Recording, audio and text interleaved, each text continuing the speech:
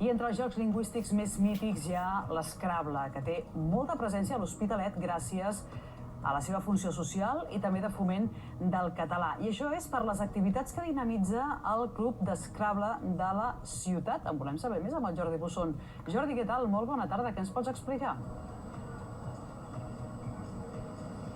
Doncs sí, com segur que molts de vosaltres ja sabreu, l'Scrabble és un joc de taula que consisteix en formar paraules que es van entrellaçant a partir de les fitxes que es corresponen a les diferents lletres de l'abecedari. És, doncs, un joc que ens fa pensar, que té un fort component d'estratègia, però que sobretot ens ajuda a poder ampliar el nostre vocabulari, unes característiques que el converteixen en una gran eina educativa de desenvolupament cognitiu i fins i tot de transformació social. Això ho saben molt i molt bé el Club d'Scrabble de l'Hospitalet, un club que organitza tornejos oficials del nivell que puntuen en el rànquing tant de la Federació d'Scrabble en català com en castellà. Però deixant de banda aquesta faceta, podríem dir, més d'expertesa, el Club d'Scrabble de l'Hospitalet també té una clara vocació d'arribar a tothom i apropar aquest joc a tot tipus de públic. I ho fan, per exemple, organitzant activitats al carrer durant les festes majors o també col·laborant en l'organització de la Copa Llobregat, una competició amateur que s'adreça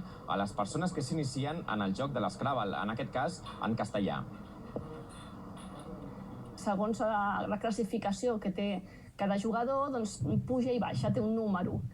I el 1.800 és el límit entre els jugadors de la classe superior i els de la classe normal. Llavors, clar, quan fem un campionat s'ajunten tots. Què passa? Que els que estan per sota de 1.800 pateixen molt quan juguen contra els que estan per sobre. I per això se'ls va acudir de fer la Copa Llobregat.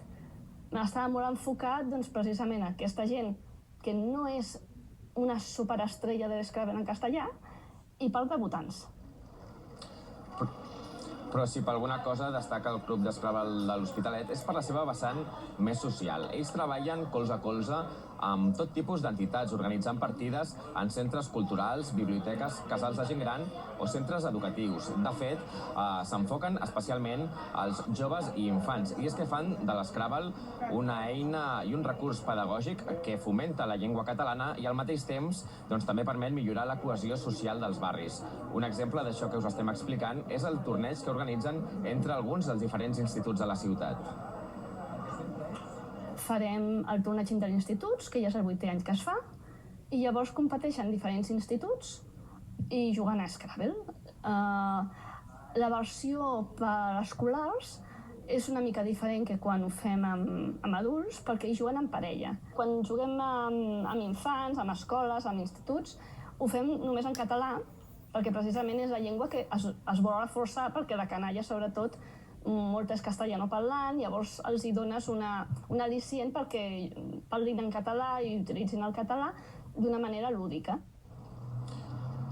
El Club d'Scrabble de l'Hospitalet també ajuda a fomentar la llengua catalana entre adults, organitzant partides als centres de normalització lingüística. Un foment de la llengua catalana, però que podria estar en perill. I és que des del club ens alerten i ens expliquen també amb tristesa que el fabricant ha deixat de produir els jocs Scrabble en català i que cada vegada és més difícil trobar-los a les botigues. Doncs haurem de conservar aquells que el tenim. Gràcies, Jordi, que vagi molt bé.